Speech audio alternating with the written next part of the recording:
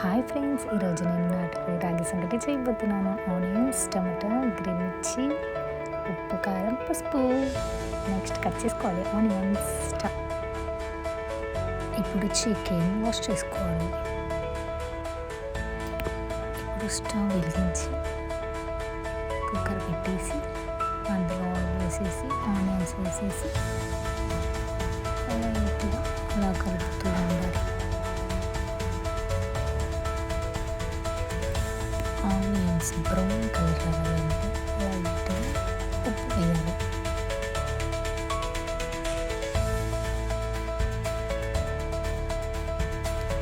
చూడండి brown colour వచ్చాక అందులో మిర్చి వేసేసి అలా కలిపేసి చికెన్ వేయాలి.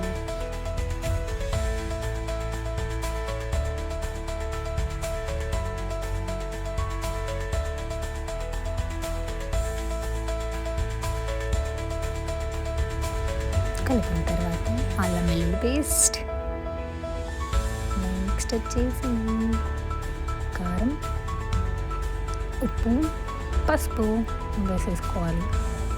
అలా కలపాలి, చిన్నగా కలపాలి. 1 గ్లాస్ వాటర్ పోసేసి కొద్దిసేపు మిక్స్ చేయాలి. లైట్గా గరం మసాలా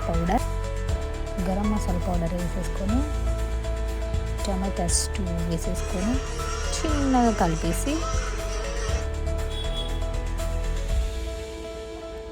ఇంకా కుక్కర్ పెట్టేసి ఒక 2 విజిల్స్ వచ్చాక ఓపెన్ చేయాలి.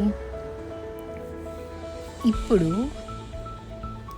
చికెన్ మసాలా వేసేసి అలా కలిపేసేయాలి.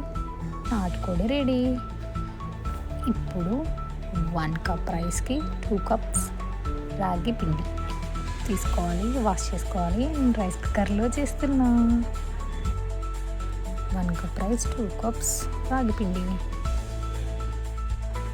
నాటుకోడి రాగి సంగటి రెడీ అయిపోయింది. Boy friends.